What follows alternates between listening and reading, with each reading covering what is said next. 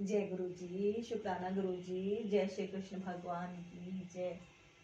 अनंतम शुक्राना गुरु जी और सारी संगत को भी मेरा सुमन सैनी आंटी का नमस्कार। सारी संगत को मेरा जय गुरु जी। और जितनी भी यूट्यूब फैमिली है, गुरु जी ब्लेसिंग कल्याण गीता चैनल पर अगर आप फर्स्ट टाइम आए हैं या आपने अभी तक इस चैनल को सब्सक्राइब नहीं किया है तो आपसे निवेदन करती हूँ कि पहले आप इसको सबसे पहले सब्सक्राइब अवश्य कर लीजिए, है ना। क्योंकि मैं यहाँ पे पाठ करने जा रही हूँ गीता का ज्ञान। और गीता का ज्ञान हमें क्या सिखाता है? हमें सिखाता है गीता का ज्ञान कि एक तो ये भौतिक जगत है जिसमें हमें कर्म करने के लिए भेजा गया है, धरती पर हमें भेजा गया है। हम कर्म करें, भगवान ने कहा है गीता में, कर्म किए जाओ, फल की इच्छा मत कर, है ना। तो क्योंकि हम तो मनुष्य हैं, थोड़ा सा तो फल हम एक्सपेक्ट करते हैं ना अपने परमात्मा से। तो इसीलिए मैं अपना कर्म तो कर ही रही हूँ, साथ साथ आपसे निवेदन भी करती हूँ, है ना गुरु जी, कर लूँ ना? हाँ जी गुरु जी कहते हैं जरूर, क्योंकि ईश्वर जो है अपने कर्म के अनुसार फल प्राप्त करता है। तो जितना कर्म मैं कर रही हूँ उतना फल तो मुझे निश्चय ही मिलेगा, ऐसा मेरा विश्वास है। अपने गुरु जी पे मेरी पूरी आस्था है और कृष्ण भगवान पर भी मेरी आस्था पूरी है। और इसमें एक बात और स्पेशल बताई गई है कि भगवान, जैसा हमने पिछले अध्याय में पढ़ा है, आप पिछला एपिसोड भी जरूर देखिएगा और सारे देखिएगा जितने भी हैं, क्योंकि शुरू से इस ग्रंथ को आप कंप्लीट कर लीजिए, बहुत अच्छा रहेगा, है ना।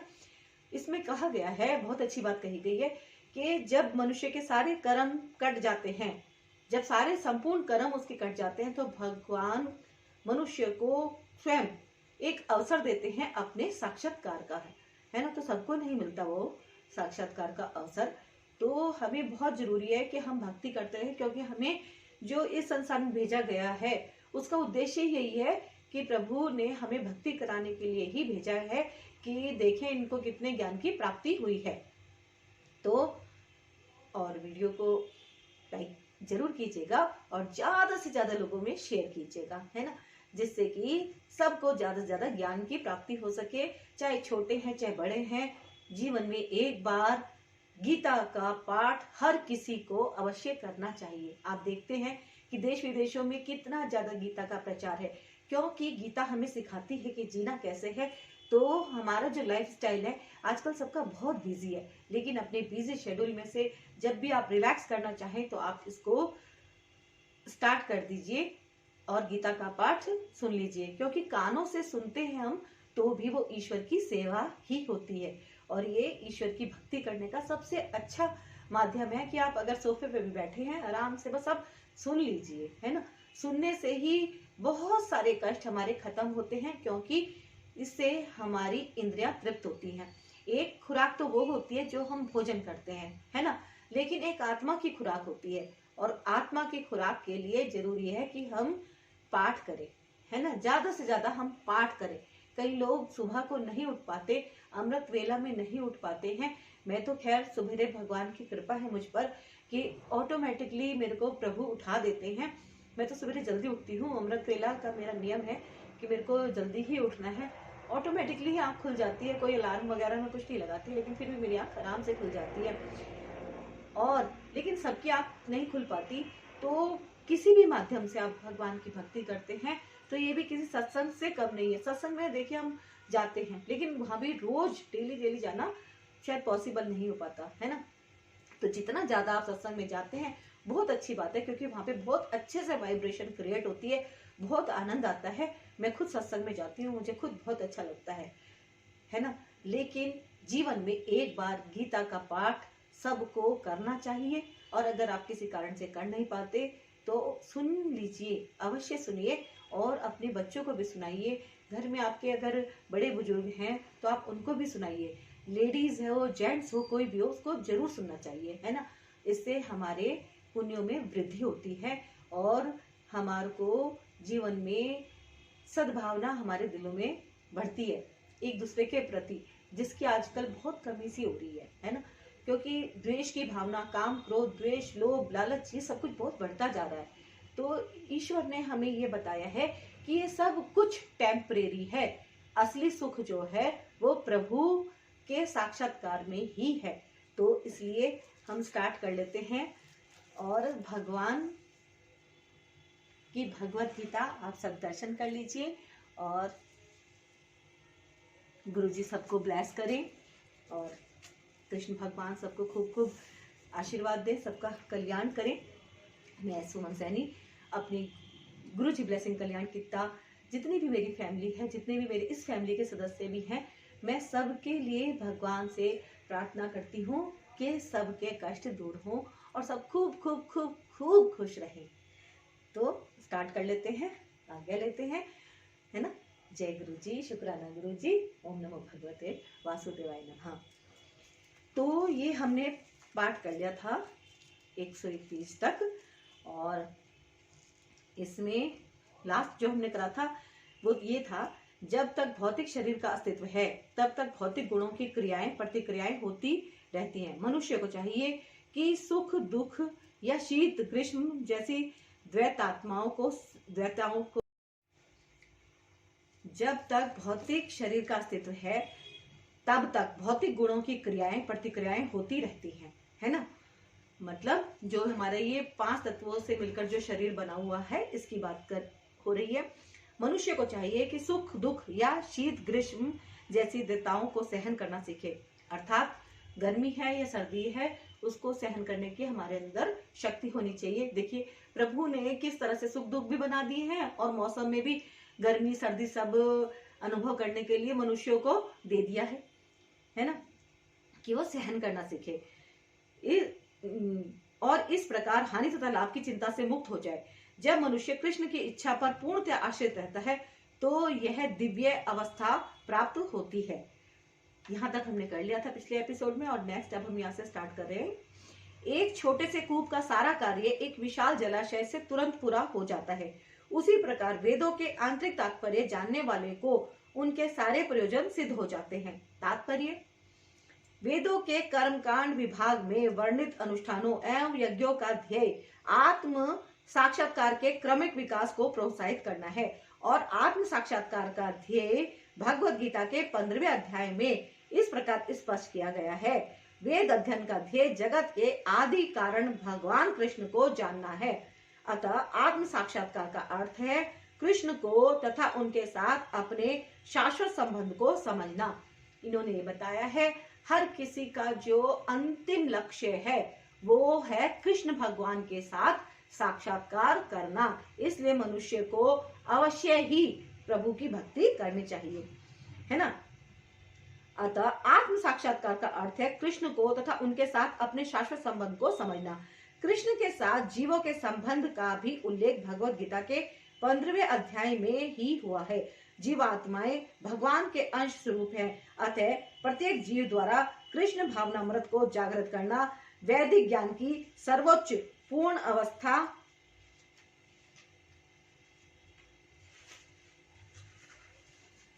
है। श्रीमद् भगवद गीता में इसकी पुष्टि इस प्रकार हुई है, हे प्रभु, आपके पवित्र नाम का जाप करने वाले भले ही चांडाल जैसे निम्न परिवार में क्यों ना उत्पन्न हुए हों, किंतु वह आत्म साक्षात्कार के सर्वोच्च पद पर स्थित होता है। ऐसा व्यक्ति अवश्य ही वैदिक अनुष्ठानों के अनुसार सारी तपस्याएं संपन्न किए होता है और अनेक बार तीर्थ स्थानों में स्नान करके वेदों का अध्ययन किए होता है। ऐसा व्यक्ति आर्य कुल में सर्वश्रेष्ठ माना जाता है।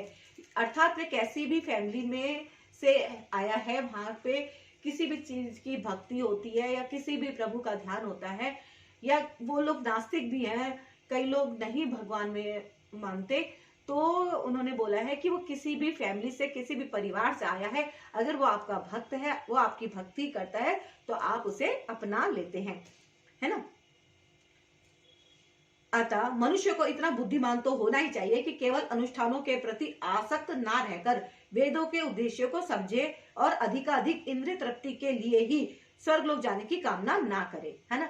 इन्होंने क्या कहा है कि हर लोग जो अपना मतलब हमें जिस चीज में एंजॉय मिलता है हम सिर्फ वही काम करते हैं, हम वेदों को समझने का प्रयास तक भी नहीं करते, है ना। कि ठीक है, हमें किसी चीज में आनंद मिल रहा है, हम उस आनंद को तो एंजॉय कर रहे हैं, कोई बात नहीं, लेकिन हमें इस बात का भी ध्यान रखना चाहिए कि एक मार्ग ऐसा है जो सत्य है और ईश्वर सत्य है और वेद सत्य हैं, तो वेदों का अध्ययन हमें जरूर करना चाहिए। हमें सिर्फ यही लालसा नहीं रखनी चाहिए। इन्होंने बताया कि स्वर्ग लोक जाने की सिर्फ लालसा ना करें। कि इंसान ज्यादा कार्य क्यों करता है? क्योंकि वो पुण्य के कार्य भी दिमाग में थॉट रहता है कि मुझे स्वर्ग की प्राप्ति हो, इसलिए वो ऐसे कार्य करता है ना, कि भाई पुण्य के कार्य कर रहा है। लेकिन वो कह रहे हैं कि आपका जो ध्येय है मनुष्य योनि प्राप्त करने का, वो सिर्फ और सिर्फ इतना ही है कि आपको प्रभु के साथ साक्षात्कार करना है, तो अपना लक्ष्य वो बनाए। इस युग में सामान्य व्यक्ति के लिए ना तो वैदिक अनुष्ठानों के समस्त विधि विधानों का पालन करना संभव है और ना सारे वेदांत तथा उपनिषदों का सर्वांग अध्ययन कर पाना सहज है। वेदों के उद्देश्य को संपन्न करने के लिए प्रचुर समय, शक्ति, ज्ञान तथा साधन की आवश्यकता होती है। देखो कितनी अच्छी बात इन्होंने कही है ना, कि हर किसी के पास इतना बिजी शेड्यूल में इतना टाइम ही नहीं होता कि अपने वेदों के बारे में जानने की कोशिश करे और इतना अनुष्ठान वगैरह करे, है ना। वेदों के उद्देश्य को संपन्न करने के लिए प्रचुर समय, शक्ति, ज्ञान तथा साधन की आवश्यकता होती है। इस युग में ऐसा कर पाना संभव नहीं है, किंतु वैदिक संस्कृति का परम लक्ष्य भगवान कीर्तन द्वारा प्राप्त हो जाता है, जिसकी संस्तुति पतितात्माओं के उद्धारक भगवान चैतन्य द्वारा हुई है। जब चैतन्य से महान वैदिक पंडित प्रकाशानंद सरस्वती ने पूछा कि आप वेदांत दर्शन का अध्ययन ना करके एक भावुक की भांति पवित्र नाम का कीर्तन क्यों करते हैं, तो उन्होंने उत्तर दिया कि मेरे गुरु ने मुझे बड़ा मूर्ख समझकर भगवान कृष्ण के नाम का कीर्तन करने की आज्ञा दी, अतः उन्होंने ऐसा ही किया और वे पागल की भांति भावोन्मत्त हो गए। इस कलयुग में अधिकांश जनता मूर्ख है और वेदांत दर्शन समझ पाने के लिए पर्याप्त शिक्षित नहीं है। वेदांत दर्शन के परम उद्देश्य की पूर्ति भगवान के पवित्र नाम का कीर्तन करने से हो जाती है। वेदांत वैदिक ज्ञान की पराकाष्ठा है और वेदांत दर्शन के प्रणेता तथा ज्ञाता भगवान कृष्ण है। सबसे बड़ा वेदांती तो वह महात्मा है जो भगवान के पवित्र नाम का जप करने में आनंद लेता है। संपूर्ण वैदिक रहस्यवाद का यही चरम उद्देश्य है ना। हम कोई काम करें तो वो हम पूरे आनंद के साथ करें, है ना, फॉर्मेलिटी में ना करें कि हमें ये काम बस करना ही है। हम उसको समझें, क्योंकि अगर हम फॉर्मेलिटी में करेंगे तो हमारे को समझ ही नहीं आएगा। थोड़ा सा हम अपना फोकस डालें कि ये बोल क्या रहे हैं, उसको समझने का हम थोड़ा सा प्रयास करें। जब हम थोड़ा सा भी प्रयास करते हैं तो वो चीजें धीरे धीरे करके थोड़ी थोड़ी सी हमें समझ में आने लग जाती है। तुम्हें अपना कर्म कर्तव्य करने का अधिकार है, किंतु कर्म के फलों के तुम अधिकारी नहीं हो। इन्होंने बोला है तुम्हें अपने कर्म करने का अधिकार है, लेकिन उसके फलों के अधिकारी तुम नहीं हो, है ना। तुम ना तो कभी अपने आप को अपने कर्मों के फलों का कारण मानो, ना ही कर्म ना करने में कभी आसक्त हो। तात्पर्य, यहाँ पर 3 विचारणीय बातें हैं: कर्म, स्वधर्म, विकर्म तथा अकर्म। कर्म, स्वधर्म वे कार्य हैं जिनका आदेश प्रकृति के गुणों के रूप में प्राप्त किया जाता है। अधिकारी की संपत्ति के बिना किए गए कर्म विकर्म कहलाते हैं और अकर्म का अर्थ है अपने कर्मों को ना करना। भगवान ने अर्जुन को उपदेश दिया कि वह निष्क्रिय ना हो, अपितु फल के प्रति आसक्त हुए बिना अपना कर्म करे। कर्म फल के प्रति आसक्त रहने वाला भी कर्म का कारण है। इस तरह वह ऐसे कर्म फलों का भोक्ता होता है। जहां तक निर्धारित कर्मों का संबंध है, वे 3 उपश्रेणियों के हो सकते हैं, यथा नित्य कर्म, आपातकालीन कर्म तथा इच्छित कर्म। नित्य कर्म फल की इच्छा बिना शास्त्रों के निर्देशानुसार सतोगुण में रहकर किए जाते हैं। फल युक्त कर्म बंधन के कारण बनते हैं, अतः ऐसे कर्म अशुभ है। हर व्यक्ति को अपने कर्म पर अधिकार है, किंतु उसे फल से अनासक्त होकर कर्म करना चाहिए। ऐसे निष्काम कर्म निसंदेह मुक्ति पथ की ओर ले जाने वाले होते हैं। अतः भगवान ने अर्जुन को फलासक्ति रहित होकर कर्म स्वधर्म के रूप में युद्ध करने की आज्ञा दी। उसका युद्ध विमुख होना आसक्ति का दूसरा पहलू है। ऐसी आसक्ति से कभी मुक्ति पथ की प्राप्ति नहीं हो पाती। आसक्ति चाहे स्वीकारात्मक हो या निषेधात्मक, वह बंधन का कारण है। अकर्म पापमय है, अतः कर्तव्य के रूप में युद्ध करना ही अर्जुन के लिए मुक्ति का एकमात्र कल्याणकारी मार्ग था, है ना। कितने प्यार से वो उनको समझा रहे हैं कि तुम अपना कार्य करो, फल की इच्छा मत करो, क्योंकि फल देने वाले तो स्वयं विधाता है और विधाता तो उनके साथ ही खड़े हैं, है ना। तो वो उनको ये पहले से ये नहीं बता रहे हैं कि तुम कर्म करो और तुम्हारी जीत निश्चित है।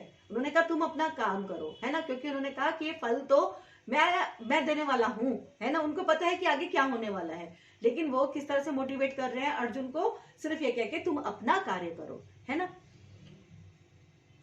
हे अर्जुन, जय अथवा पराजय की समस्त आसक्ति त्याग कर समभाव से अपना कर्म करो, ऐसी समता योग कहलाती है। तात्पर्य, कृष्ण अर्जुन से कहते हैं कि वे योग में स्थित होकर कर्म करें। और योग है क्या?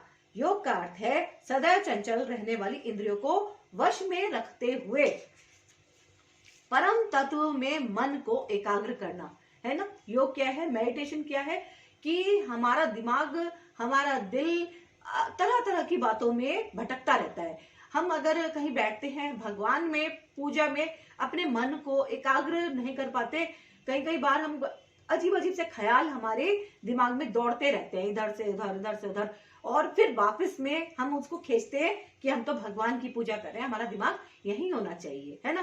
कई बार होता है ऐसा, और सबके साथ होता है ऐसा, क्योंकि मन को प्रभु ने ही क्या बनाया है? चंचल। और तो एक तरफ चंचल बनाया और दूसरी तरफ उनको ये एक टास्क दे दिया कि मन को एकाग्र करने के लिए तुम योग करो, है ना। परम तत्व में मन को एकाग्र करना। और परम तत्व कौन है? भगवान ही परम तत्व हैं। और चूंकि वे स्वयं अर्जुन को युद्ध करने के लिए तैयार कर रहे हैं, अतः अर्जुन को युद्ध के फल से कोई सरोकार नहीं है।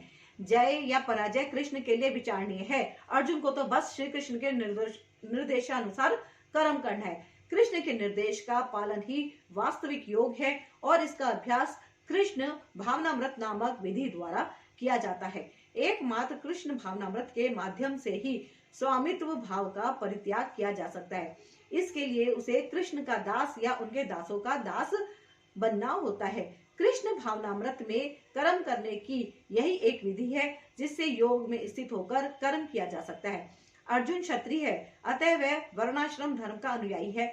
विष्णु पुराण में कहा गया है कि वर्णाश्रम धर्म का एकमात्र उद्देश्य विष्णु को प्रसन्न करना है। सांसारिक नियम है कि लोग पहले अपनी तुष्टि करते हैं, किंतु यहाँ तो अपने को तुष्ट न करके कृष्ण को तुष्ट करना है। अतः कृष्ण को तुष्ट किए बिना कोई वर्णाश्रम धर्म का पालन कर भी नहीं सकता। यहाँ पर परोक्ष रूप से अर्जुन को कृष्ण द्वारा बताई गई विधि के अनुसार कर्म करने का आदेश है। हे धनंजय, भक्ति के द्वारा समस्त ग्रहित कर्मों से दूर रहो और उसी भाव से भगवान की शरण ग्रहण करो। जो व्यक्ति अपने सकाम कर्म फलों को भोगना चाहते हैं वे कृपण हैं।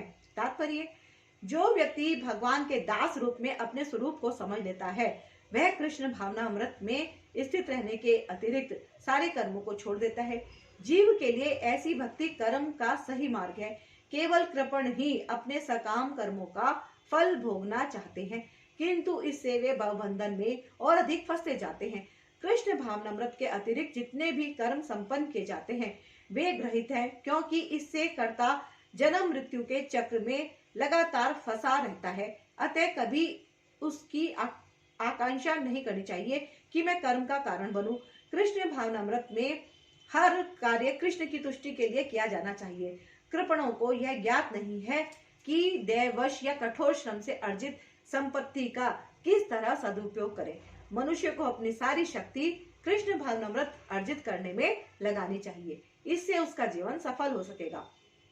कृपणों की भांति अभागी व्यक्ति अपनी मानवीय शक्ति को भगवान की सेवा में नहीं लगाते।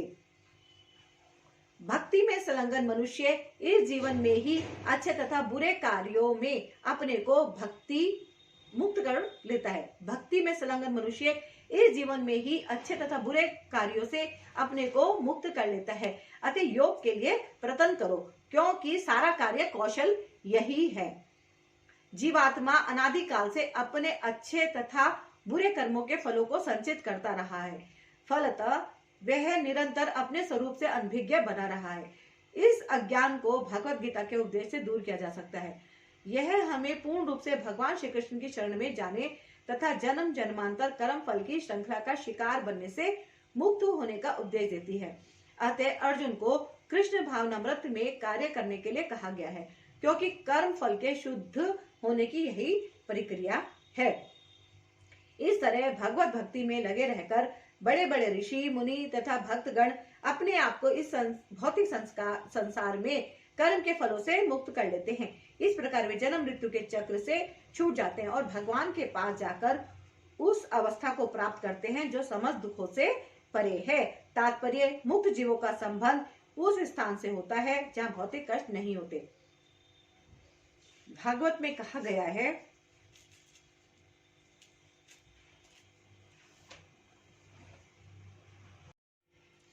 जिसने उन भगवान के चरण कमल रूपी नाव को ग्रहण कर लिया है, जो दृश्य जगत के आशय हैं और मुकुंद नाम से व्याख्यात हैं, अर्थात मुक्ति के दाता हैं, उसके लिए भवसागर गोकुल में समाये जल के समान है। उसका लक्ष्य परम पदम है, अर्थात वह स्थान जहाँ भौतिक कष्ट नहीं है, या कि बैकुंठ है, वह स्थान नहीं जहाँ पद पद पर संकट हो, है ना। ये तो भौतिक जगत है, इसमें तो हर इंसान को अलग अलग तरह की टेंशन लगी रहती है, लेकिन वहां पे इंसान बिल्कुल चिंता मुक्त हो जाता है।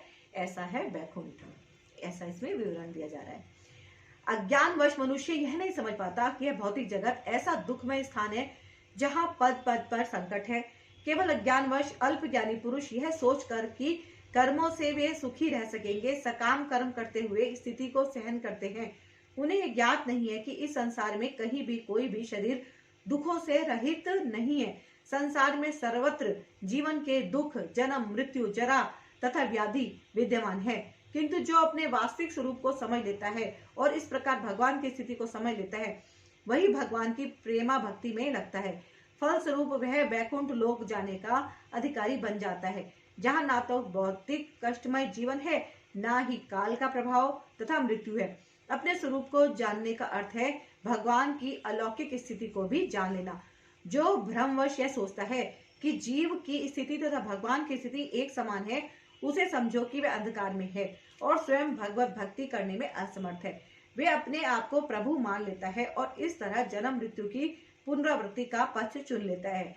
किंतु जो यह समझते हैं कि उसकी स्थिति सेवक की है, अपने को भगवान की सेवा में लगा देता है, वह तुरंत ही बैकुंठ लोक जाने का अधिकारी बन जाता है।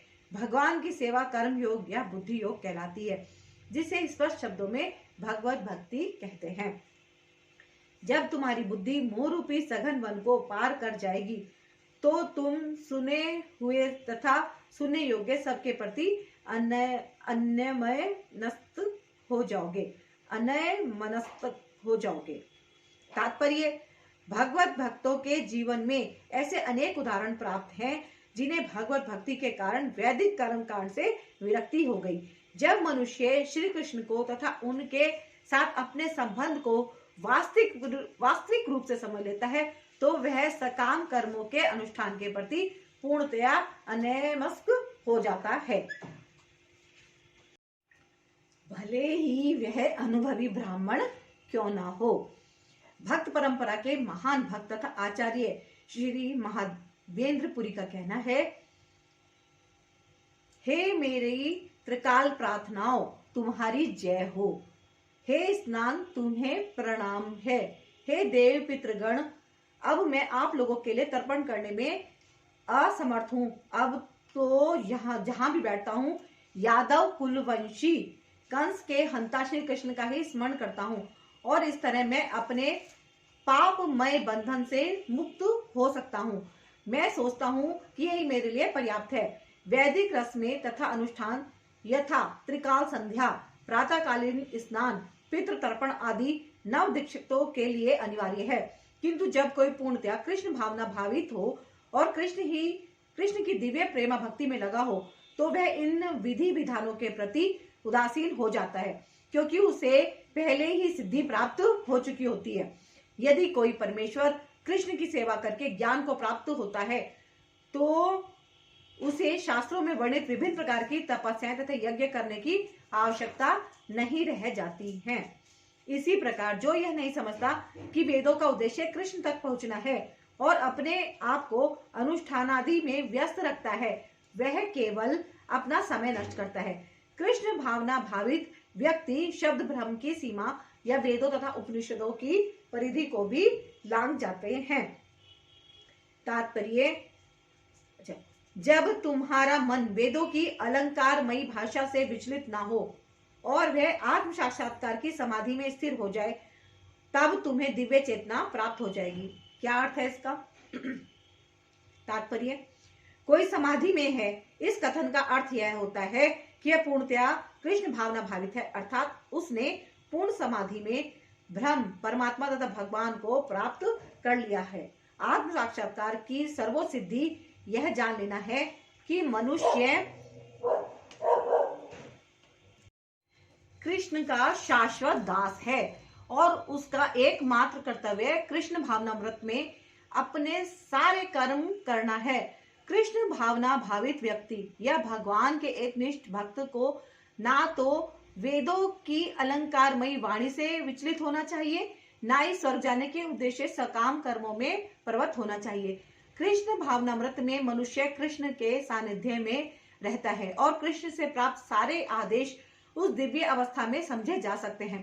ऐसे कार्यों के परिणाम स्वरूप निश्चयात्मक ज्ञान की प्राप्ति निश्चित है। उसे कृष्ण या उनके प्रतिनिधि गुरु की आज्ञाओं का पालन मात्र करना होगा।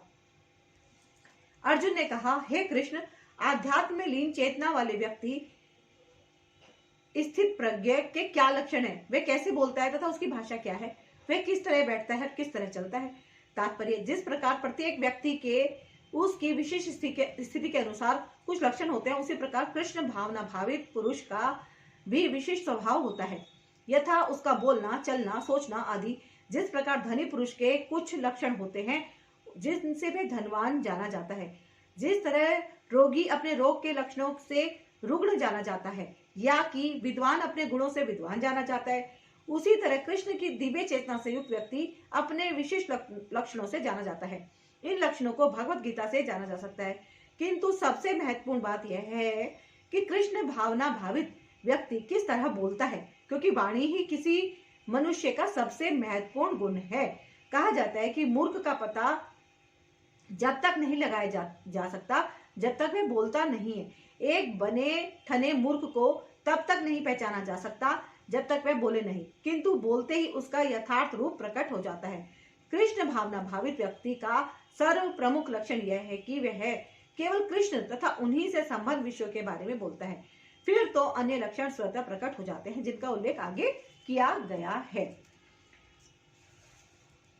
श्री भगवान ने कहा, हे पार्थ, जब मनुष्य मनोधर्म से उत्पन्न होने वाली इंद्रिय तृप्ति की समस्त कामनाओं को परित्याग कर देता है और जब इस तरह से विशुद्ध हुआ उसका मन आत्मा में संतोष प्राप्त करता है, तो वह विशुद्ध दिव्य चेतना को प्राप्त स्थित प्रज्ञ कहा जाता है। तात्पर्य, श्रीमद् भागवत गीता में पुष्टि हुई है कि जो मनुष्य पूर्णतया कृष्ण भावना भावित या भगवत भक्त होता है, उसमें महर्षियों के समस्त सद्गुण पाए जाते हैं, किंतु जो व्यक्ति आध्यात्म में स्थित नहीं होता उसमें एक भी योग्यता नहीं होती, क्योंकि वह अपने मनोधर्म पर ही आश्रित रहता है।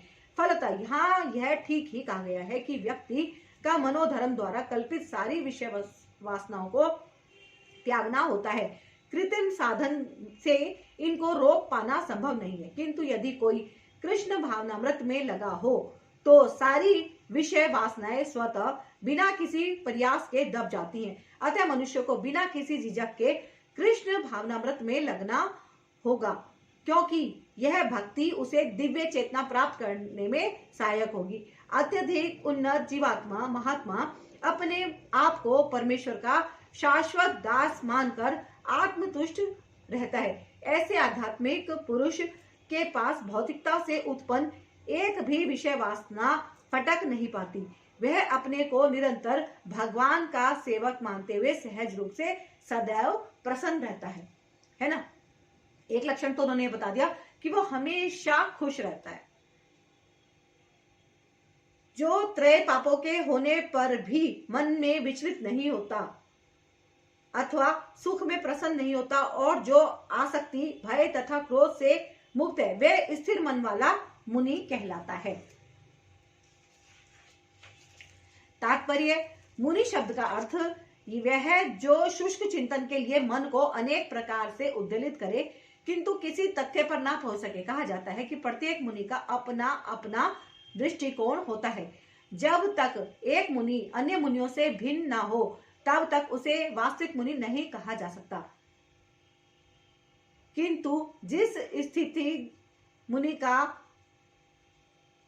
भगवान ने यहाँ उल्लेख किया है वह सामान्य मुनि से भिन्न है। स्थिति मुनि सदैव कृष्ण भावना भावित रहता है, क्योंकि वह सारा सृजनात्मक चिंतन पूरा कर चुका होता है। वह प्रशांत निशेष मनोरांतर कहलाता है, या जिसने शुष्क चिंतन की अवस्था पार कर ली है और इस निष्कर्ष पर पहुंचा है कि भगवान श्री कृष्ण या वासुदेव ही सब कुछ हैं। वह स्थिर चित्त मुनि कहलाता है। ऐसा कृष्ण भावना भावित व्यक्ति तीनों पापों के संघात से तनिक भी विचलित नहीं होता, क्योंकि वह इन कष्टों तापों को भगवत कृपा के रूप में लेता है और पूर्व पापों के कारण अपने को अधिक कष्ट के लिए योग्य मानता है और देखता है कि उसके सारे दुख भगवत कृपा से रंच मात्र रह जाते हैं। इसी प्रकार जब वह सुखी होता है तो अपने को सुख के लिए अयोग्य मानकर इसका विषय भगवान को देता है। वह सोचता है कि भगवत कृपा से ही वह ऐसी सुखद स्थिति में है और भगवान की सेवा और अच्छी तरह से कर सकता है, और भगवान की सेवा के लिए तो वह सदैव साहस करने के लिए सन्नद्ध रहता है। वह राग या विराग से प्रभावित नहीं होता। राग का अर्थ होता है अपनी इंद्रिय तृप्ति के लिए वस्तुओं को ग्रहण करना, और विराग का अर्थ है ऐसी इंद्रिय आसक्ति का अभाव। किंतु कृष्ण भावनामृत में स्थिर व्यक्ति में न राग होता है न विराग, क्योंकि उसका पूरा जीवन ही भगवत सेवा में अर्पित रहता है। फलतः सारे प्रयास असफल रहने पर भी वह क्रुद्ध नहीं होता, चाहे विजय हो या ना हो। कृष्ण भावना भावित व्यक्ति अपने संकल्प का पक्का होता है ना। इस भौतिक जगत में जो व्यक्ति ना तो शुभ की प्राप्ति से हर्षित होता है और ना अशुभ के प्राप्त होने पर उससे घृणा करता है, वह पूर्ण ज्ञान में स्थिर होता है। तात्पर्य, भौतिक जगत में सदा ही कुछ न कुछ उथल पुथल होती रहती है, उसका परिणाम अच्छा हो चाहे बुरा। जो ऐसी उथल पुथल से विचलित नहीं होता, जो अच्छे शुभ या बुरे अशुभ से अप्रभावित रहता है, उसे कृष्ण भावनाव्रत में स्थिर समझना चाहिए। जब तक मनुष्य इस भौतिक संसार में है तब तक अच्छाई या बुराई की संभावना रहती है, क्योंकि यह संसार द्वंद्वों से पूर्ण है। किंतु जो कृष्ण भावनामृत में स्थिर है वे अच्छाई या बुराई से अछूता रहता है, क्योंकि उसका सरोकार कृष्ण से रहता है जो सर्व मंगलमय है। ऐसे कृष्ण भावनामृत से मनुष्य पूर्ण ज्ञान की स्थिति प्राप्त कर लेता है, जिसे समाधि कहते हैं। जिस प्रकार कछुआ अपने अंगों को संकुचित करके खोल के भीतर कर लेता है, उसी तरह जो मनुष्य अपनी इंद्रियों को इंद्रिय विषयों से खींच लेता है, वह पूर्ण चेतना में दृढ़ता पूर्वक स्थिर होता है। तात्पर्य, किसी योगी, भक्त या आत्मसिद्ध व्यक्ति की कसौटी यह है कि वह अपनी योजना के अनुसार इंद्रियों को वश में कर सके। मतलब क्या लक्षण बताए हैं इन्होंने कि अपनी इंद्रियों को वश में कर सके, है ना। जैसे कोई खाने की बहुत ही ज्यादा तीव्र इच्छा हो रही है, उसको हमने कंट्रोल कर लिया। कहीं घूमने की इच्छा हो रही है तो हमने कंट्रोल कर लिया, है ना। मतलब कंट्रोल करना। और अगर हम कोई पाठ कर रहे हैं तो सिर्फ ध्यान, हमारा पूरा फोकस भगवान में है, अन्य बातों में नहीं है। मतलब कुछ इसी तरह से कि हमने अपने जितने भी हमारे सेंस ऑर्गन हैं उनको हमने अपने कंट्रोल में करा, है ना। तात्पर्य, किसी योगी, भक्त या आत्मसिद्ध व्यक्ति की कसौटी है कि वह अपनी योजना के अनुसार इंद्रियों को वश में कर सके। किंतु अधिकांश व्यक्ति अपनी इंद्रियों के दास होते हैं, है ना। हर किसी के बस का तो ये काम होता ही नहीं है, इसलिए वो क्या होते हैं, इंद्रियों के दास होते हैं और इंद्रियों के ही कहने पर चलते हैं। यह है उत्तर इस प्रश्न का कि योगी किस प्रकार स्थित होता है। इंद्रियों की तुलना विषैले सर्पों से की गई है। वे अत्यंत स्वतंत्रता पूर्वक तथा बिना किसी नियंत्रण के कर्म करना चाहती है। योगी या भक्त को इन सर्पों को वश में करने के लिए एक सपेरे की भांति अत्यंत प्रबल होना चाहिए। वह उन्हें कभी भी कार्य करने की छूट नहीं देता। शास्त्रों में अनेक आदेश हैं, उनमें से कुछ करो तथा कुछ ना करो से संबंध है। जब तक कोई इन करो या ना करो का पालन नहीं कर पाता और इंद्रिय भोग पर संयम नहीं बरतता है, तब तक उसका कृष्ण भावनामृत में स्थिर हो पाना असंभव है। यहाँ पर सर्वश्रेष्ठ उदाहरण कछुए का है। वे किसी भी समय अपने अंग समेट सकता है और पुनः विशिष्ट उद्देश्यों से उन्हें प्रकट कर सकता है। इसी प्रकार कृष्ण भावना भावित व्यक्तियों की इंद्रियां भी केवल भगवान की विशेष सेवाओं के लिए काम आती हैं, अन्यथा उनका संकोच कर लिया जाता है। कौन बता रहा है? कृष्ण भगवान बता रहे हैं अर्जुन को कि कृष्ण भक्त के लक्षण क्या हैं। अर्जुन को उपदेश दिया जा रहा है कि वे अपनी इंद्रियों को आत्मतुष्टि में ना करके भगवान की सेवा में लगाए। अपनी इंद्रियों को सदैव भगवान की सेवा में लगाए रखना कूर्म द्वारा प्रस्तुत दृष्टांत के अनुरूप है, जो अपनी इंद्रियों को समेटे रखता है।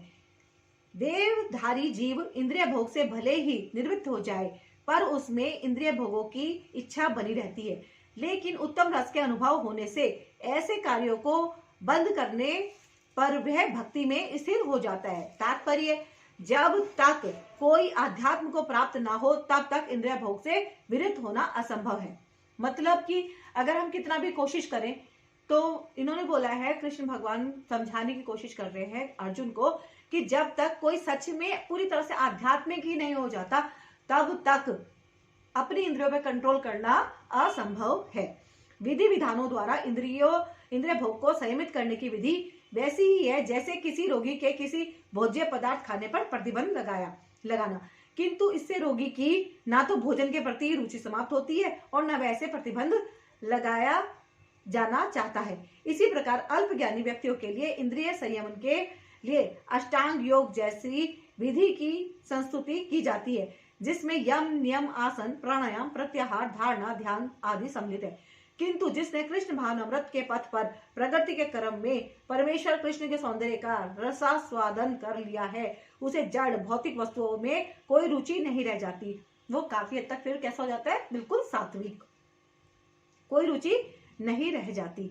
अतः आध्यात्मिक जीवन में ये सारे प्रतिबंध अल्पज्ञानी नवदीक्षितों के लिए हैं। ऐसे प्रतिबंध तभी तक ठीक है जब तक कृष्ण भावनामृत में रुचि जागृत नहीं हो जाती, और जब वास्तव में रुचि जग जाती है तो मनुष्य में स्वतः ऐसी वस्तुओं के प्रति अरुचि उत्पन्न हो जाती है ना। फाउंडेशन तभी तक लगाई जाती है कि ये मत करो, ये करो, जब तक कि इंसान को पूरा कट्टर नहीं बनाया जा रहा। मतलब वो अगर पूरी तरह से आध्यात्मिक हो गया, कृष्ण भक्त पूरी तरह से हो गया, तो अब उसके ऊपर कुछ भी कहने की जरूरत ही नहीं है, वो ऑटोमेटिकली सब काम स्वयं ही करेगा। हे अर्जुन, इंद्रियां इतनी प्रबल तथा वेगवान हैं कि वे उस विवेकी पुरुष के मन को भी बलपूर्वक हर लेती है जो उन्हें वश में करने का प्रयत्न करता है। तात्पर्य, अनेक विद्वान, ऋषि, दार्शनिक तथा अध्यात्मवादी इंद्रियों को वश में करने का प्रयत्न करते हैं, किंतु उनमें से बड़ा भी कभी कभी विचलित मन के कारण इंद्रिय भोग का लक्ष्य बन जाता है। यहाँ तक कि विश्वामित्र जैसे महर्षि तपूर्ण योगी को भी मेनका के साथ विषय भोग में प्रवृत्त होना पड़ा, यद्यपि वे इंद्रिय निग्रह के लिए कठिन तपस्या तथा भोग कर रहे थे। विश्व इतिहास में इसी तरह के अनेक दृष्टांत हैं। अतः पूर्णतया कृष्ण भावना भावित हुए बिना मन तथा इंद्रियों को वश में कर सकना अत्यंत कठिन है। मन को कृष्ण में लगाए बिना मनुष्य ऐसी भौतिक कार्यों को बंद नहीं कर सकता। परम साधु तथा भक्त यामुनाचार्य ने एक व्यवहारिक उदाहरण प्रस्तुत किया है। वे कहते हैं, जब से मेरा मन भगवान कृष्ण के चरणारविंदों की सेवा में लग गया है और जब से मैं नित्य नव दिव्य रस का अनुभव करता रहा हूँ, तब से स्त्री प्रसंग का विचार आते ही मेरा मन उधर से फिर जाता है और मैं ऐसे विचार पर थू करता हूँ। कृष्ण भावनामृत इतनी दिव्य सुंदर वस्तु है कि उसके प्रभाव से भौतिक भोग स्वतः निरस हो जाता है। यह वैसा ही है जैसे कोई भूखा मनुष्य प्रचुर मात्रा में पुष्टिदायक भोजन करके अपनी भूख मिटा ले। महाराज अम्बरीश भी परम योगी दुर्वासा मुनि पर इसीलिए विजय पा सके क्योंकि उनका मन निरंतर कृष्ण भावनामृत में लगा रहता था। जो इंद्रियों को पूर्णतया वश में रखते हुए इंद्रिय संयमन करता है और अपनी चेतना को मुझ में स्थिर कर देता है, वह मनुष्य स्थिर बुद्धि कहलाता है। तात्पर्य, इस श्लोक में बताया गया है कि योग सिद्धि की चरम अनुभूति कृष्ण भावनामृत ही है। जब तक कोई कृष्ण भावना भावित नहीं होता तब तक इंद्रियों को वश में करना संभव नहीं है। जैसा कि पहले कहा जा चुका है, दुर्वासा मुनि का झगड़ा महाराज अम्बरीश से हुआ क्योंकि वे गर्ववश महाराज अम्बरीश पर क्रुद्ध हो गए, जिससे अपनी इंद्रियों को रोक नहीं पाए। दूसरी ओर यद्यपि राजा मुनि के समान योगी न था, किंतु वह कृष्ण का भक्त था, है ना। वो योगी तो नहीं थे लेकिन कृष्ण के भक्त थे और उसने मुनि के सारे अन्याय सह लिए, जिससे वह विजयी हुआ। राजा अपनी इंद्रियों को वश में कर सका क्योंकि उसमें निम्नलिखित गुण थे जिनका उल्लेख श्रीमद् भागवत गीता में हुआ है। राजा अम्बरीश ने अपना मन भगवान कृष्ण के चरणारविंदों पर स्थिर कर दिया, अपनी वाणी भगवान के धाम की चर्चा करने में लगा दी, अपने कानों को भगवान की लीलाओं के सुनने में लगा दिया, अपने हाथों को भगवान का मंदिर साफ करने में, अपनी आंखों का भगवान का स्वरूप देखने में, अपने शरीर को भक्त के शरीर का स्पर्श करने में, अपनी नाक को भगवान के चरणारविंदों पर भेंट किए हुए फूलों की गंध सूंघने में, अपनी जीभ को उन्हें अर्पित तुलसी दलों का आस्वाद करने में, अपने पांवों को जहां जहां भगवान के मंदिर हैं उन स्थानों की यात्रा करने में, अपने सिर को भगवान को नमस्कार करने में तथा अपनी इच्छाओं को भगवान की इच्छाओं को पूरा करने में लगा दिया। और इन गुणों के कारण में भगवान के मत पर भक्त बनने के योग्य हो गए। इस प्रसंग में मत पर शब्द अत्यंत सार्थक है। कोई मत पर किस तरह हो सकता है, इसका वर्णन महाराज अम्बरीश के जीवन में बताया गया है। मत पर परंपरा के महान विद्वान तथा आचार्य श्रील बलदेव विद्याभूषण का कहना है, इंद्रियों को केवल कृष्ण की भक्ति के बल से वश में किया जा सकता है। कभी कभी अग्नि का भी उदाहरण दिया जाता है। जिस प्रकार जलती हुई अग्नि कमरे के भीतर की सारी वस्तुएं जला देती है, उसी प्रकार योगी के हृदय में स्थित भगवान विष्णु सारे मलों को जला देते हैं। योग सूत्र भी विष्णु का ध्यान आवश्यक बताता है, शून्य का नहीं। तथा कथित योगी जो विष्णु पद को छोड़कर अन्य किसी वस्तु का ध्यान करते हैं, वे केवल मृग मरीचिकाओं की खोज में वृथा की अपना समय गंवाते हैं। हमें कृष्ण भावना भावित होना चाहिए, भगवान के प्रति अनुरक्त होना चाहिए। असली योग का यही उद्देश्य है। इंद्रिय विषयों का चिंतन करते हुए मनुष्य की उनमें आसक्ति उत्पन्न हो जाती है और ऐसी आसक्ति से काम उत्पन्न होता है और फिर काम से क्रोध होता है। तात्पर्य, जो मनुष्य कृष्ण भावना भावित नहीं है उसमें इंद्रिय विषयों के चिंतन से भौतिक इच्छाएं उत्पन्न होती हैं। इंद्रियों को किसी न किसी कार्य में लगे रहना चाहिए और यदि वे भगवान की दिव्य प्रेम भक्ति में नहीं लगी रहेंगी तो वह निश्चय ही भौतिकतावाद में लगना चाहेंगी। है ना, इन्होंने क्या कहा है, भाई इंसान है और वो कोई ना कोई काम तो करेगा ही, खाली तो बैठेगा नहीं। तो इन्होंने बताया है कि अगर वो भगवान की भक्ति में नहीं लगेगा तो वो कोई अन्य कार्य करेगा। है ना, तो अच्छा है कि भगवान की भक्ति ज्यादा से ज्यादा की जाए। है ना, इस भौतिक जगत में हर एक प्राणी इंद्रिय विषयों के अधीन है, यहाँ तक कि ब्रह्मा तथा शिव जी भी। देखिए इन्होंने कितनी सुंदर बात कही है। तात्पर्य में दोबारा से पढ़ती हूँ इसको। जो मनुष्य कृष्ण भावना भावित नहीं है उसमें इंद्रिय विषयों के चिंतन से भौतिक इच्छाएं उत्पन्न होंगी। इंद्रियों को किसी न किसी कार्य में लगे रहना चाहिए और यदि वे भगवान की दिव्य प्रेम भक्ति में नहीं लगी रहेंगी तो वे निश्चय ही भौतिकतावाद में लगना चाहेंगी। इस भौतिक जगत में हर एक प्राणी इंद्रिय विषयों के अधीन है, यहाँ तक कि ब्रह्मा तथा शिव जी भी। तो स्वर्ग के अन्य देवताओं के विषय में क्या कहा जा सकता है। इस संसार के जंजाल से निकलने का एकमात्र उपाय है कृष्ण भावना भावित होना। शिव ध्यान मग्न थे, किंतु जब पार्वती ने विषय भोग के लिए उन्हें उत्तेजित किया तो वे सहमत हो गए, जिसके फलस्वरूप कार्तिकेय का जन्म हुआ। इसी प्रकार तरुण भगवत भक्त हरिदास ठाकुर को माया देवी के अवतार ने मोहित करने का प्रयास किया, किंतु विशुद्ध कृष्ण भक्ति के कारण वे इस कसौटी से खरे उतरे।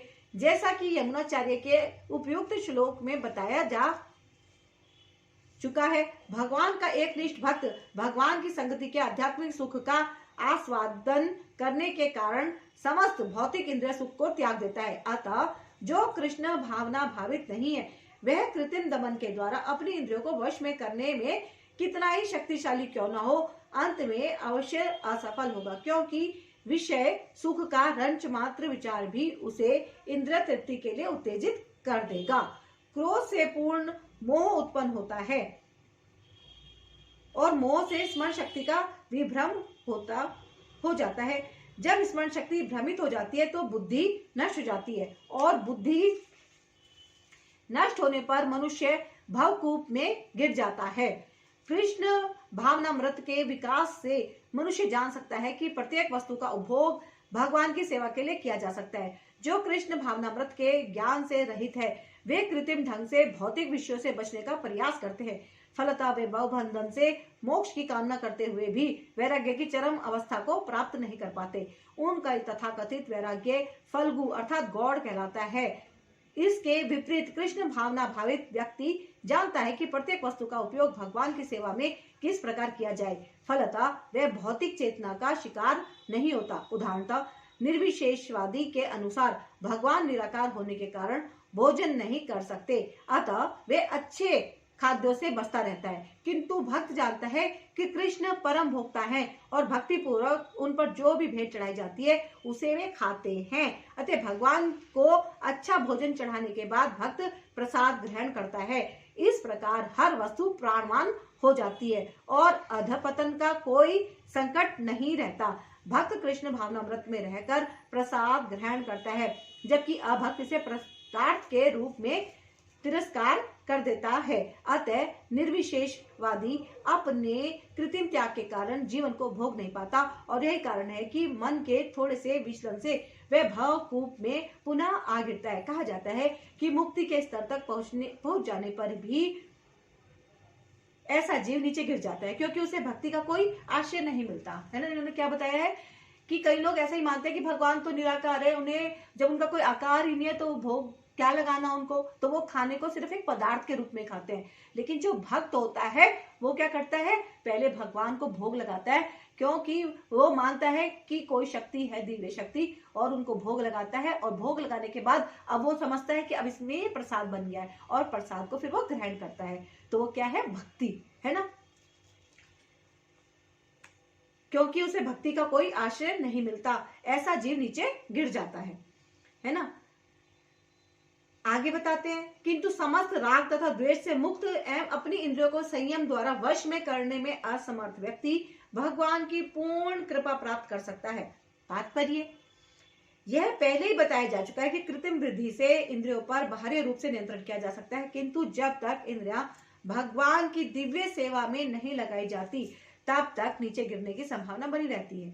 यद्यपि पूर्णतया कृष्ण भावना भावित व्यक्ति ऊपर से विषयी स्तर पर क्यों न दिखे, किंतु कृष्ण भावना भावित होने से वह विषय कर्मों में आसक्त नहीं होता। उसका एकमात्र उद्देश्य तो कृष्ण को प्रसन्न करना रहता है, अन्य कुछ नहीं। अतः वह समस्त आसक्ति तथा विरक्ति से मुक्त होता है। कृष्ण की इच्छा होने पर भक्त सामान्यतया अवांछित कार्य भी कर सकता है, किंतु यदि कृष्ण की इच्छा नहीं है तो वह उस कार्य को भी नहीं करेगा जिसे वह सामान्य रूप से अपने लिए करता हो। अतः कर्म करना या ना करना उसके वश में रहता है, क्योंकि वह केवल कृष्ण के निर्देश के अनुसार ही कार्य करता है। यही चेतना भगवान की अहेतु की कृपा है, जिसकी प्राप्ति भक्त को इंद्रियों में आसक्त होते हुए भी हो सकती है। इस प्रकार से कृष्ण भावनामृत में तुष्ट व्यक्ति के लिए संसार के तीनों ताप नष्ट हो जाते हैं और ऐसी तुष्ट चेतना होने पर उसकी बुद्धि शीघ्र ही स्थिर हो जाती है।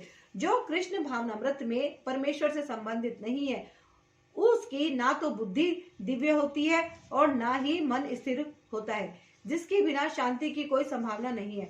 शांति के बिना सुख हो भी कैसे सकता है। तात्पर्य कृष्ण भावना भावित हुए बिना शांति की कोई संभावना नहीं हो सकती। अतः 5वें अध्याय में इसकी पुष्टि की गई है कि जब मनुष्य ये समझ लेता है कि कृष्ण ही यज्ञ तथा तपस्या के उत्तम फलों के एकमात्र भोक्ता हैं और समस्त ब्रह्मांड के स्वामी हैं तथा वे समस्त जीवों के असली मित्र हैं, तभी उसे वास्तविक शांति मिल सकती है। अतः यदि कोई कृष्ण भावना भावित नहीं है तो उसके मन का कोई अंतिम लक्ष्य नहीं होता। मन की चंचलता का एकमात्र कारण अंतिम लक्ष्य का अभाव है। जब मनुष्य को यह पता चल जाता है कि कृष्ण ही भोक्ता, स्वामी तथा सबके मित्र हैं, तो स्थिर चित्त होकर शांति का अनुभव किया जा सकता है। अतएव जो कृष्ण से संबंध न रखकर कार्य में लगा रहता है वे निश्चय सदा दुखी और अशांत रहेगा, भले ही वह जीवन में शांति तथा आध्यात्मिक उन्नति का कितना ही दिखावा क्यों ना करे। कृष्ण भावनामृत स्वयं प्रकट होने वाली शांतिमय अवस्था है, जिसकी प्राप्ति कृष्ण के संबंध से ही हो सकती है। जिस प्रकार पानी में तैरती नाव को प्रचंड वायु दूर बहा ले जाती है, उसी प्रकार विचरणशील इंद्रियों में से कोई एक जिस पर मन निरंतर लगा रहता है मनुष्य की बुद्धि को हर लेती है। तात्पर्य यदि समस्त इंद्रियां भगवान की सेवा में ना लगी रहें और यदि इनमें से एक भी अपनी तृप्ति में लगी रहती है तो वह भक्त को दिव्य प्रगति पथ से विपथ कर सकती है, जैसा कि महाराज अम्बरीश के जीवन में बताया गया है। समस्त इंद्रियों को कृष्ण भावनामृत में लगा रहना चाहिए, क्योंकि मन को वश में करने की यही सही है, सरल विधि है। अतः हे महाभाव, जिस पुरुष की इंद्रियां अपने अपने विषयों से सब प्रकार से विरत होकर उसके वश में है, उसी की बुद्धि निसंदेह स्थिर है। तात्पर्य कृष्ण भावनामृत के द्वारा यह सारी इंद्रियों को भगवान की दिव्य प्रेम भक्ति में लगाकर इंद्र तृप्ति की बलवती शक्तियों को दमित किया जा सकता है। जिस प्रकार शत्रुओं का दमन श्रेष्ठ सेना द्वारा किया जा सकता है, उसी प्रकार इंद्रियों का दमन किसी मानवीय प्रयास के द्वारा नहीं, अपितु उन्हें भगवान की सेवा में लगाए रखकर किया जा सकता है। जो व्यक्ति यह हृदयंगम कर लेता है कि कृष्ण भावनामृत के द्वारा बुद्धि स्थिर होती है और इस कला का अभ्यास प्रमाणिक गुरु के पथ प्रदर्शन में करता है, वह साधक अथवा मोक्ष का अधिकारी कहलाता है। जो सब जीवों के लिए रात्रि है वही आत्म संयमी के जागने का समय है, और जो समस्त जीवों के जागने का समय है वे आत्मनिरीक्षक मुनि के लिए रात्रि है। तात्पर्य बुद्धिमान मनुष्यों की दो श्रेणियां हैं। एक श्रेणी के मनुष्य इंद्रिय तृप्ति के लिए भौतिक कार्य करने में निपुण होते हैं और दूसरी श्रेणी के मनुष्य आत्मनिरीक्षक हैं, जो आत्म साक्षात्कार के अनुशीलन के लिए जागते हैं। विचारवान पुरुषों या आत्मनिरीक्षक मुनि के कार्य भौतिकता में लीन पुरुषों के लिए रात्रि के समान है। भौतिकतावादी व्यक्ति ऐसी रात्रि में अनभिज्ञता के कारण आत्म साक्षात्कार के प्रति सोए रहते हैं। आत्मनिरीक्षक मुनि भौतिकतावादी पुरुषों की रात्रि में जागे रहते हैं। मुनि को आध्यात्मिक अनुशीलन की क्रमिक उन्नति में दिव्य आनंद का अनुभव होता है, किंतु भौतिकवादी कार्यों में लगा व्यक्ति आत्म साक्षात्कार के प्रति सोया रहकर अनेक प्रकार के इंद्रिय सुखों का स्वप्न देखता है और उसी सुप्तावस्था में कभी सुख तो कभी दुख का अनुभव करता है। आत्मनिरीक्षक मनुष्य भौतिक सुख तथा दुख के प्रति अन्य मनस्क रहता है। वह भौतिक घातों से अविचलित रहकर आत्म साक्षात्कार के कार्यों में लगा रहता है। जो पुरुष समुद्र में निरंतर प्रवेश करती रहने वाली नदियों के समान इच्छाओं की निरंतर प्रवाह से विचलित नहीं होता और जो सदैव स्थिर रहता है, वही शांति प्राप्त कर सकता है। वह नहीं जो ऐसी इच्छाओं को तुष्ट करने की चेष्टा करता हो। तात्पर्य यद्यपि विशाल सागर में सदैव जल रहता है, किंतु वर्षा ऋतु में विशेषता यह अधिक जल से भरता जाता है, तो भी सागर उतने पर ही स्थिर रहता है। ना तो वह विशुद्ध होता है और न तट की सीमा का उल्लंघन करता है। यह स्थिति कृष्ण भावना भावित व्यक्ति की है। जब तक मनुष्य शरीर है तब तक इंद्र तृप्ति के लिए शरीर की मांगे बनी रहेंगी, किंतु भक्त अपनी पूर्णता के कारण ऐसी इच्छाओं से विचलित नहीं होता। कृष्ण भावना भावित व्यक्ति को किसी वस्तु की आवश्यकता नहीं होती, क्योंकि भगवान उसकी सारी आवश्यकताएं पूरी करते रहते हैं। अतः वह सागर के तुल्य होता है, अपने में सदैव पूर्ण। सागर में गिरने वाली नदियों के समान इच्छाएं उसके पास आ सकती हैं, किंतु वह अपने कार्य में स्थिर रहता है और इंद्र तृप्ति के इच्छा से रंच भर भी विचलित नहीं होता। कृष्ण भावना भावित व्यक्ति का यही प्रमाण है। इच्छाओं के होते हुए भी वह कभी इंद्र तृप्ति के लिए उन्मुख नहीं होता, चूंकि वह भगवान की दिव्य प्रेम भक्ति में तुष्ट रहता है। अतः वह समुद्र की भांति सुंदर स्थिर रहकर पूर्ण शांति का आनंद उठा सकता है। किंतु दूसरे लोग जो मुक्ति की सीमा तक इच्छाओं की पूर्ति करना चाहते हैं, फिर भौतिक सफलताओं का क्या कहना, उन्हें कभी शांति नहीं मिल पाती। कर्मी, मुमुक्षु तथा वे योगी सिद्धि के कामी हैं, ये सभी अपूर्ण इच्छाओं के कारण दुखी रहते हैं, किंतु कृष्ण भावना भावित पुरुष भगवत सेवा में सुखी रहता है और उसकी कोई इच्छा नहीं होती। वस्तुतः वह तो तथा कथित भव बंधन से मोक्ष की भी कामना नहीं करता। कृष्ण के भक्तों की कोई भौतिक इच्छा नहीं रहती, इसलिए वे पूर्ण शांत रहते हैं। जिस व्यक्ति ने इंद्र तृप्ति की समस्त इच्छाओं का परित्याग कर दिया है, जो इच्छाओं से रहित है और जिसने सारी ममता त्याग दी है तथा अहंकार से रहित है, वही वास्तविक शांति को प्राप्त कर सकता है। तात्पर्य, निष्प्रय होने का अर्थ है इंद्रिय तृप्ति के लिए कुछ भी इच्छा न करना। दूसरे शब्दों में कृष्ण भावना भावित होने की इच्छा वास्तव में इच्छा शून्यता या निष्प्रहता है। इस शरीर को मिथ्या ही आत्मा माने बिना तथा संसार की किसी वस्तु में कल्पित स्वामित्व रखे बिना श्री कृष्ण के नित्य दास के रूप में अपनी यथार्थ स्थिति को जान लेना कृष्ण भावनामृत की सिद्ध अवस्था है। जो इस सिद्ध अवस्था में स्थित है वह जानता है कि श्री कृष्ण ही प्रत्येक वस्तु के स्वामी है, अतः प्रत्येक वस्तु का उपयोग उनकी तुष्टि के लिए किया जाना चाहिए। अर्जुन आत्म तुष्टि के लिए युद्ध नहीं करना चाहता था, किंतु जब वह पूर्ण रूप से कृष्ण भावना भावित हो गया तो उसने युद्ध किया, क्योंकि कृष्ण चाहते थे कि वह युद्ध करे। उसे अपने लिए युद्ध करने की कोई इच्छा न थी, किंतु यही अर्जुन कृष्ण के लिए अपनी शक्ति भर लड़ा। वास्तविक इच्छा शून्यता कृष्ण तुष्टि के लिए इच्छा है। यह इच्छाओं को नष्ट करने का कोई कृत्रिम प्रयास नहीं है। जीव कभी भी इच्छा शून्य या इंद्रिय शून्य नहीं हो सकता, किंतु उसे अपनी इच्छाओं की गुणवत्ता बदलनी होती है। भौतिक दृष्टि से इच्छा शून्य व्यक्ति जानता है कि प्रत्येक वस्तु कृष्ण की है, अतः वह किसी वस्तु पर अपना स्वामित्व घोषित नहीं करता।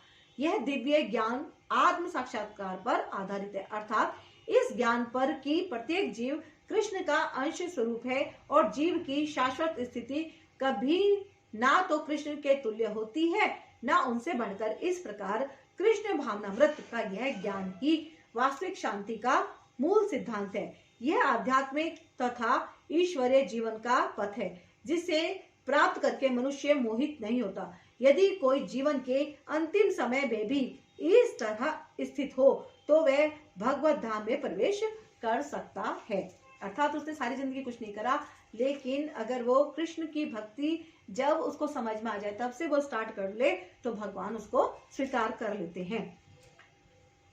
मनुष्य कृष्ण भावनामृत या दिव्य जीवन को एक क्षण से प्राप्त कर सकता है और हो सकता है कि उसे लाखों जन्मों के बाद भी ना प्राप्त हो। यह तो सत्य को समझने और स्वीकार करने की बात है। खटवांग महाराज ने अपनी मृत्यु के कुछ मिनट पूर्व कृष्ण के शरणागत होकर ऐसी जीवन अवस्था प्राप्त कर ली। निर्वाण का अर्थ है भौतिकतावादी जीवन शैली का अंत। बौद्ध दर्शन के अनुसार इस भौतिक जीवन के पूरा होने पर केवल शून्य शेष रहता है, किंतु भगवत गीता की शिक्षा इससे भिन्न है। वास्तविक जीवन का शुभारंभ इस भौतिक जीवन के पूरा होने पर होता है। स्थूल भौतिकतावादी के लिए यह जानना पर्याप्त होगा कि इस भौतिक जीवन का अंत निश्चित है, किंतु आध्यात्मिक दृष्टि से उन्नत व्यक्तियों के लिए इस जीवन के बाद अन्य जीवन प्रारंभ होता है। इस जीवन का अंत होने के पूर्व यदि कोई कृष्ण भावना भावित हो जाए तो उसे तुरंत ब्रह्म निर्वाण अवस्था प्राप्त हो जाती है। भगवत धाम तथा भगवत भक्ति के बीच कोई अंतर नहीं है, चूंकि दोनों चरम पद हैं। अतः भगवान की दिव्य प्रेमा भक्ति में व्यक्त रहने का अर्थ है भगवत धाम को प्राप्त करना। भौतिक जगत में इंद्रिय तृप्ति विषयक कार्य होते हैं और आध्यात्मिक जगत में कृष्ण भावनामृत विषयक।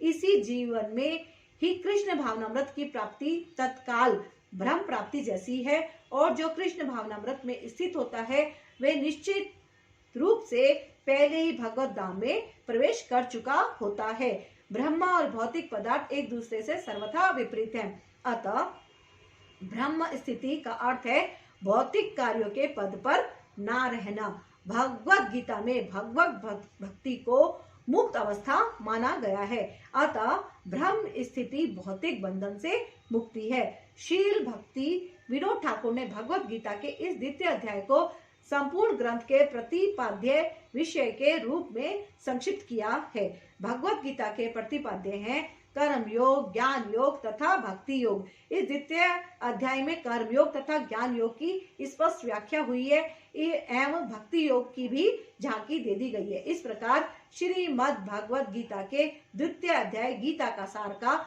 भक्ति वेदांत तात्पर्य पूर्ण हुआ। जय श्री कृष्ण, जय गुरु जी। तो अब ये समाप्त हुआ दूसरा अध्याय संपूर्ण हुआ है। और नेक्स्ट हम लेंगे अगले एपिसोड में अध्याय 3 कर्म योग, है ना। इन्होंने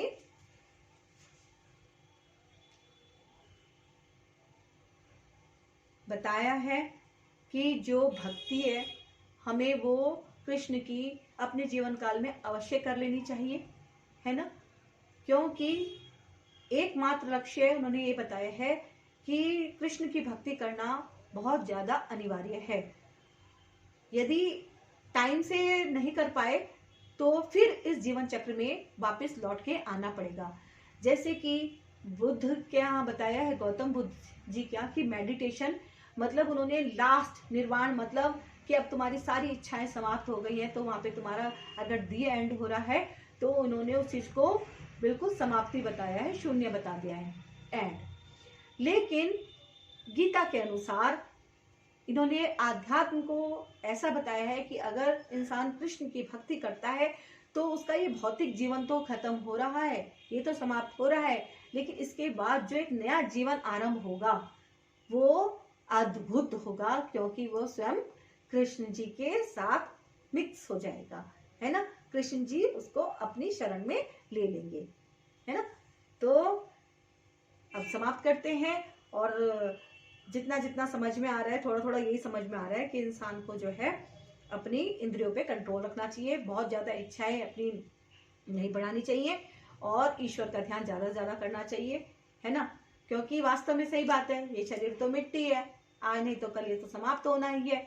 तो इंसान के साथ जाता क्या है, उसका जो उसने अपनी वाणी से और अपने कानों से अपनी जो उसको सेंस ऑर्गन मिले हैं उनका उसने इस्तेमाल भगवान की भक्ति में ज्यादा से ज्यादा किया हो, वही उसके साथ जाता है, ऐसा गीता में बताया जा रहा है। और सब भी हम ये आज से पहले भी ये सब सुनते हुए आए हैं, छोटे से हम बड़े यही सुन के हुए हैं, है ना। तो हम अपनी तरफ से जितना ज्यादा हम कर सकते हैं प्रभु की भक्ति हम उतना करते रहते हैं। तो आपको कैसा लगा ये गीता का पाठ जरूर बताइएगा, और मिलती हूँ मैं आपसे अब नेक्स्ट एपिसोड में। अब मुझे दीजिए आज्ञा, है ना। जय श्री कृष्ण भगवान की जय, गुरु जी की शुक्राना गुरु जी का। और वीडियो को जरूर लाइक कीजिएगा और वीडियो को शेयर भी जरूर कीजिएगा, है ना। और अगर गुरु जी ब्लेसिंग कल्याण गीता चैनल को आपने अभी तक सब्सक्राइब नहीं किया है तो अवश्य कीजिएगा, और आप अगर ऑलरेडी कर चुके हैं तो आप सबको बहुत बहुत थैंक यू। और गुरु जी से, कृष्ण भगवान जी से प्रार्थना है कि सभी लोग गुरु जी ब्लेसिंग कल्याण गीता चैनल के जितने भी सदस्य हैं सभी लोग बहुत बहुत बहुत बहुत बहुत खूब खूब खुश रहें।